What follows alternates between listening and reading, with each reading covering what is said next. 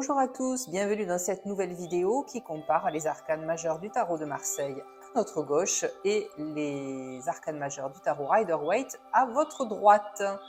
Alors, nous en sommes à l'arcane numéro 2, la papesse, et je vous invite bien sûr à aller voir les vidéos précédentes, le mat et le battleur, pour voir les différences. Alors, il y a également ici une différence déjà dans le nom de la carte. Ici, on a une papesse et ici, on a une grande prêtresse. Donc, la papesse, bien sûr, ça y est, j'arrive à la remettre. Alors, la papesse, bien évidemment, est une référence directe au christianisme, puisque même s'il n'y a pas eu, de notre connaissance, une femme pape, à part peut-être la légende de la papesse Jeanne, hein, donc on ne sait pas si c'est une légende ou si elle a vraiment existé. En tout cas, les papes sont féminins, mais le nom lui-même va se référer au christianisme. Alors qu'ici, des grandes prêtresses, je vais les laisser dans leur encoche, ce sera mieux.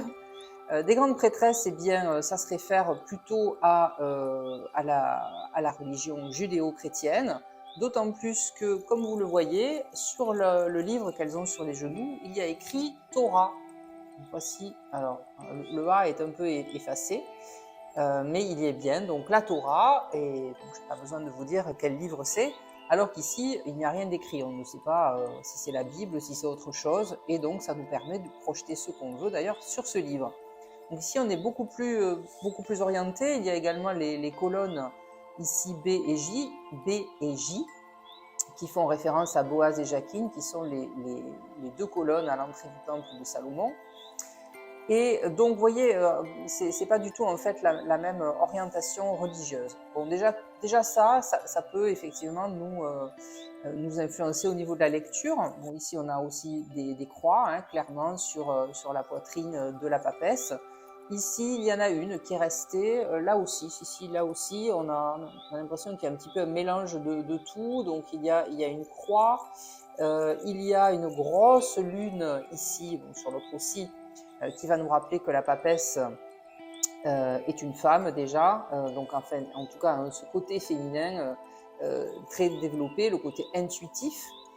Et puis, en arrière-plan, nous avons un jardin avec des grenades qui est, je crois, le fruit de la connaissance. Donc, ici, chez la papesse du tarot de Marseille, nous n'avons rien que des voiles qui lui donnent cette espèce d'aspect assez mystérieux. Pour l'autre aussi, hein, quand même, il y a cet aspect assez mystérieux de celle qui connaît des secrets et qui, pour l'instant, si vous voulez aller la rencontrer, elle vous en dévoilera peut-être certains. Maintenant, vous pouvez aussi passer votre chemin parce que c'est pas quelqu'un qui va venir à votre rencontre. Hein. Vous voyez, elle est pas très avenante, même si évidemment les grandes prêtresses du tarot Rider-Waite sont beaucoup plus jeunes, alors surtout celle-ci, beaucoup plus jeune, beaucoup plus sexy, beaucoup plus glamour, même si encore celle-ci on la voit pas très très bien, mais on voit que le visage est beaucoup plus jeune, alors qu'ici vous avez beaucoup de rides sur le visage de la papesse, des poches, ici vous avez le visage qui est blanc, donc c'est quelqu'un qui est plus âgé,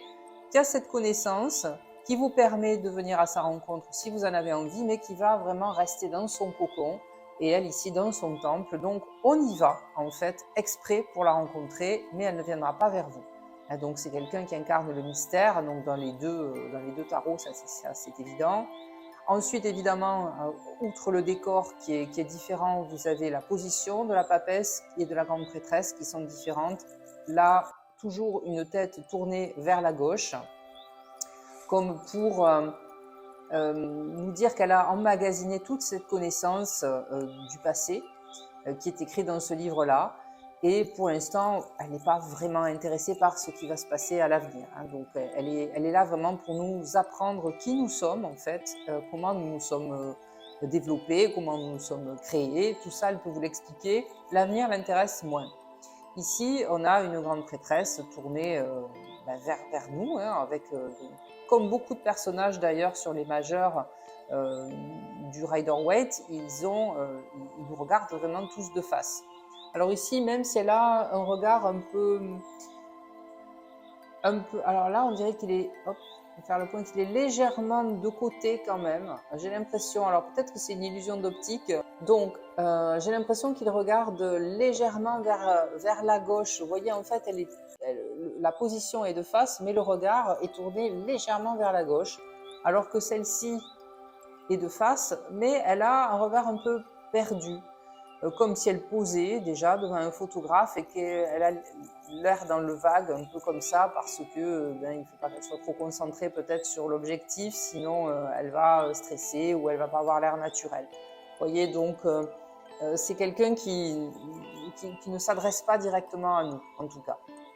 Donc voilà pour les principales différences des papesses et les grandes prêtresses des deux tarots. Donc le nom, le décor derrière et puis leur position. Donc tout ça va nous permettre d'interpréter bien entendu peut-être légèrement différemment cette carte selon que vous utilisez un tarot de Marseille ou un tarot Rider-Waite.